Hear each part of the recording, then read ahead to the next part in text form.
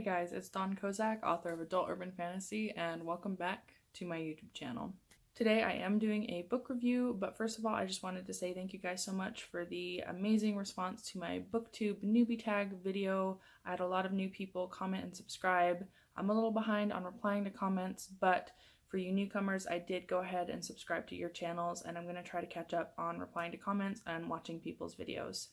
For people that were already subscribed to me, thank you so much for your comments. I'm sorry that I am so crazy busy and behind, but I'm trying to catch up and I'm excited to watch your new videos. Trust me, I keep seeing your videos pop up on my feed and I'm so annoyed that I haven't had time to watch.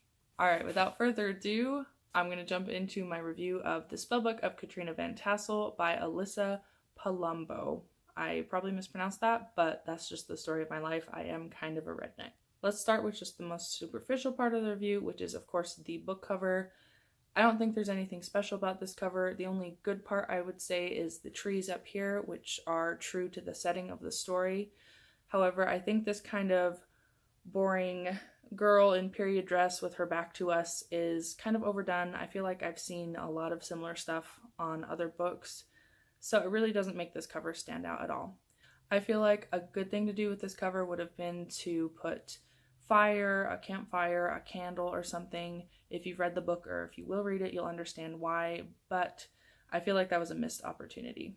Now let's jump right into plot, conflict, and pacing. I feel like those three things go together, so I like to cover them all at the same time. The first thing you need to know about this novel is that it's a retelling of The Headless Horseman.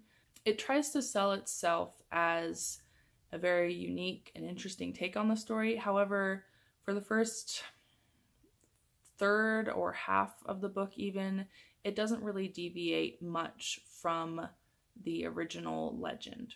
I don't think that's necessarily bad. However, for me personally, I prefer when retellings don't stick that closely to the original story. With that being said, the plot is not that surprising. You have the three characters from the legend: Ichabod Crane, Brom Bones, and the beautiful Katrina Van Tassel. Now, the book is actually written from the point of view of Katrina. It is in first-person point of view, so that is kind of a unique take on it. The story focuses on the romance between Katrina and Ichabod. I will say that, for the most part, the romance between them was believable, but just as a preference thing, I didn't enjoy it. It was one of those romances that were very much focused on physical attraction and chemistry in that regard, rather than building a healthy relationship. So for example, whenever Katrina was thinking about Ichabod, it was always in a physical way. It was never, oh, I miss talking to him, I want to talk about this with him, or I want his opinion on this topic. It was, oh, I can't wait until we can roll in the hay together again. I personally don't enjoy that type of romance, but if you do, this might be a good book for you. So the story really kicks off at the point where Ichabod goes missing on All Hallows Eve. Now in the original legend, it just kind of leaves it there and you don't know what happens, but the premise of this story is that Katrina, since she's in love with him, wants to solve the mystery. And so that's what the rest of the book is about. And it sets it up where you think it's going to be really interesting and intriguing because it hints at magic. She has a friend named Charlotte who is rumored to be a witch, and the book hints that she's going to team up with Charlotte to use magic to solve the mystery. However, in my opinion, the mystery was kind of stale. They didn't discover any clues, they didn't follow any clues, since of course there were none to be followed, and it just felt like the second half of the book was a lot of filler and kind of fake conflict until the mystery was revealed. I feel like with the magic system that was sort of being introduced, there could have been a lot more done with that, and the author kind of missed the opportunity to have a really interesting mystery magical story. I don't personally think that the resolution of the story was that unexpected. Like I said, the first half of the story stuck pretty closely to the original legend, and even in the second half, I feel like she wasn't deviating that much or introducing or even setting up for any twists at the end.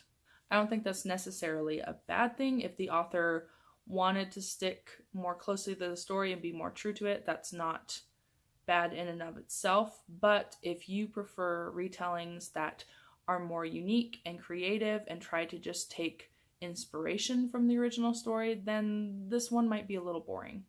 So lastly in this category, let's just touch on pacing. I didn't think it was awful in this story, but I also didn't think it was good.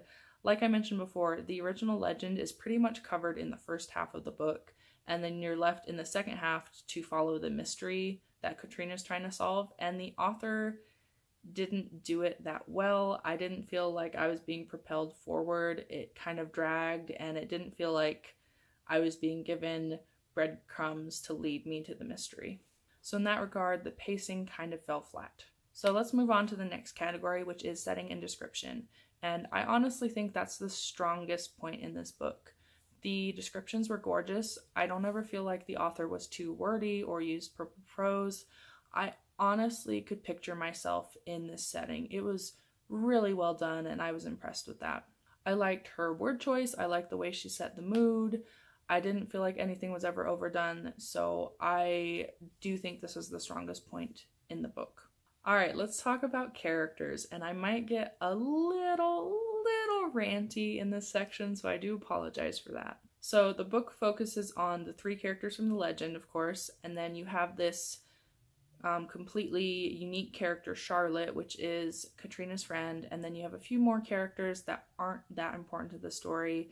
You have Katrina's parents, you have Charlotte's mother, and then there is a servant woman that is kind of Katrina's personal servant, I guess you could say. I do think that the author really did develop Katrina and Ichabod really well. I felt like I got to know their characters, especially Katrina, since it is written in first person. I will say that I, in general, don't enjoy reading first-person narrative from a young female character's perspective because all too often they come across as very whiny and self-centered, and that did kind of happen in this story.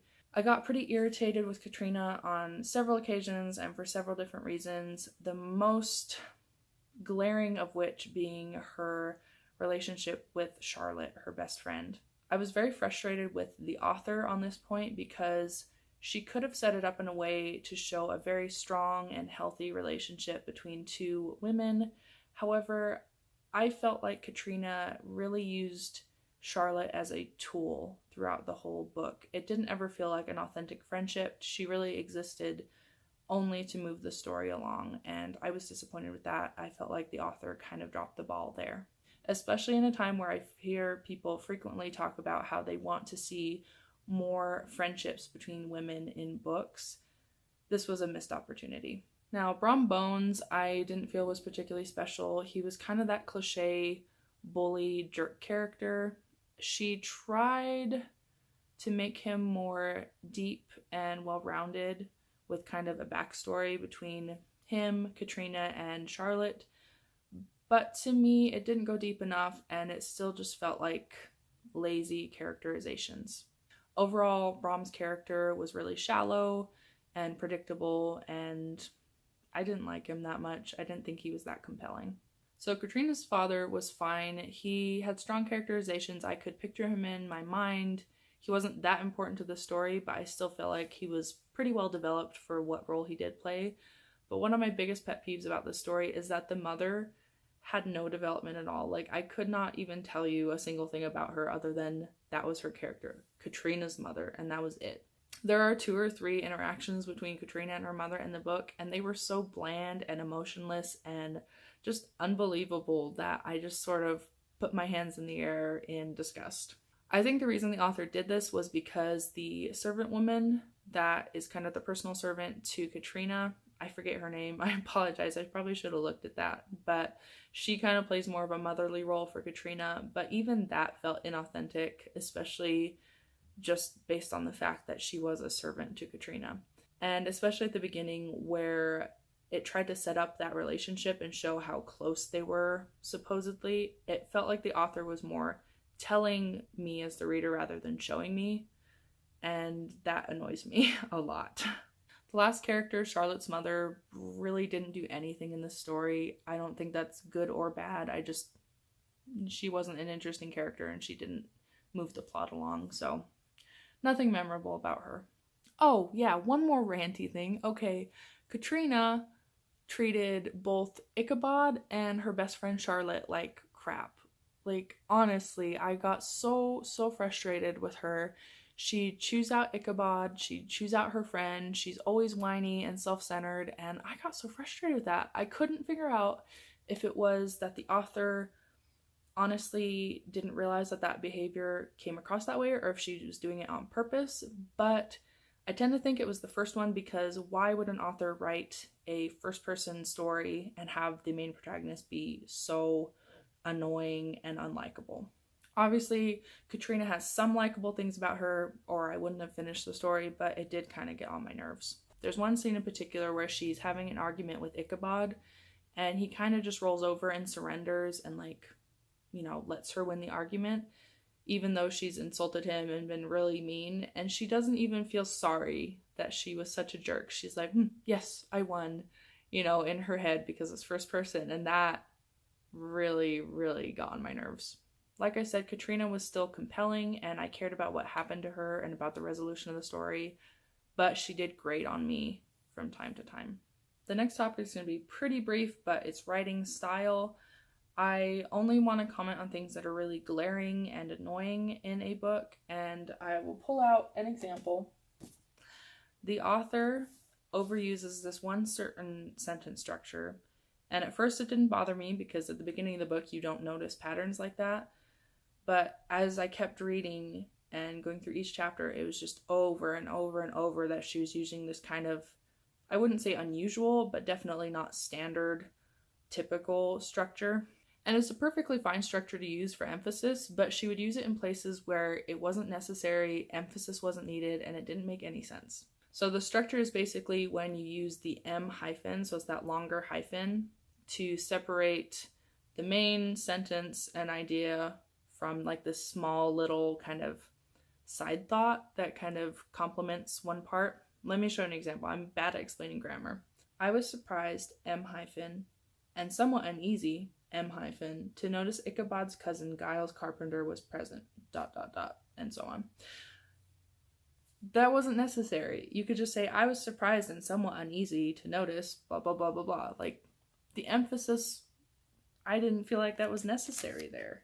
It just felt like it was clunky and it kind of interrupted the flow of reading.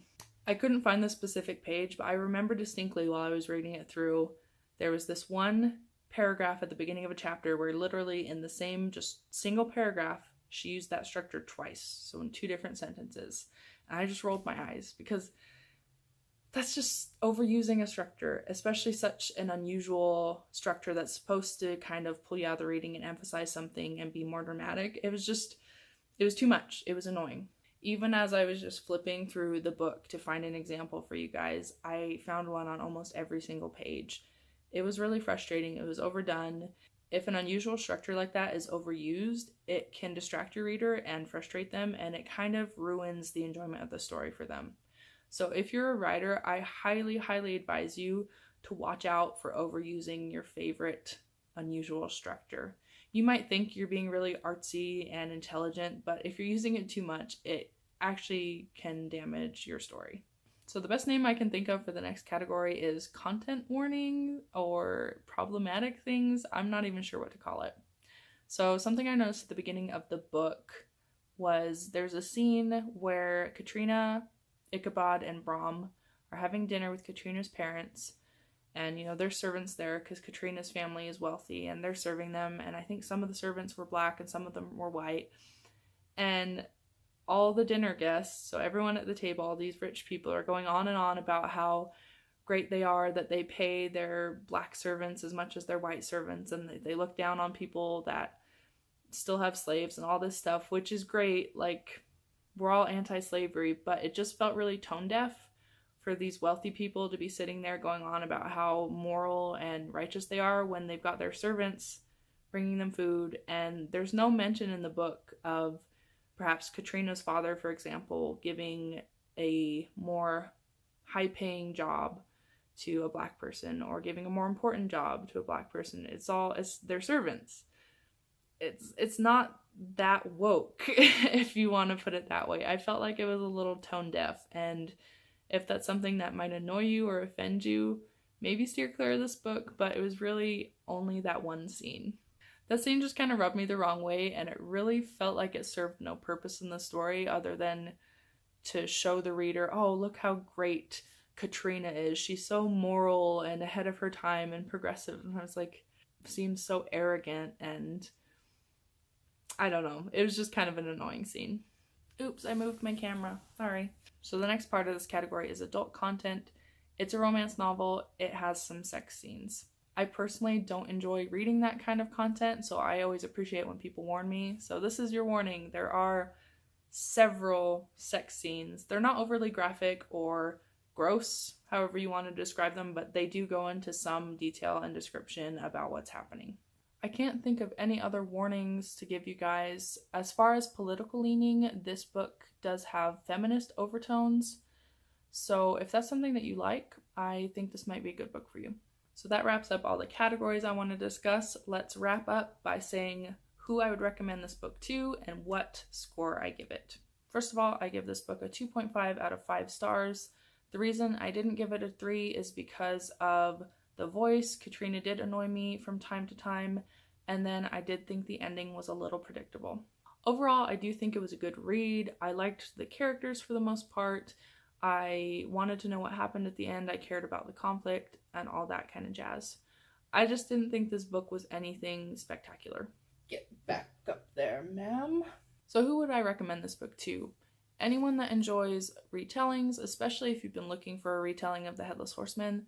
This one wasn't super unique or original, but it was fun, and I liked the concept behind it, especially with the witchcraft and magic.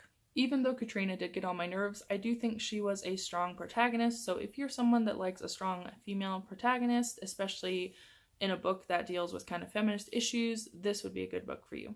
Also, if you like romance novels with mystery and conflict and intrigue, this might be a good read for you. Would I read this book again? Probably not. I don't typically reread a lot of books. It takes a lot for me to want to, so that's not saying anything too bad about this book. Would I read something else by this author? I think I would give it a shot, just depending on what the book was about or claimed to be about. I do think the author is talented and skillful. There were just some things that didn't line up with my personal preferences, and there's nothing wrong with that. The point of a book review is just to find people that have the same taste you have so that you can find out whether certain books will work for you. I hope this review was helpful for those of you who have been considering getting this book or are just looking for something new to read. If you have read this book, let me know what you thought of it down in the comments. I'm very curious if you were annoyed with the same things I was, or if you just loved it overall and it's just a personal preference thing. Thank you so much for watching my very first book review. It was a lot of fun to make. I'm definitely going to be fine-tuning it, so if this format is weird, it's probably not going to stay exactly like this. I want to find a good system that works for me. Well, I hope you guys have an amazing week, and as always, happy reading. Bye!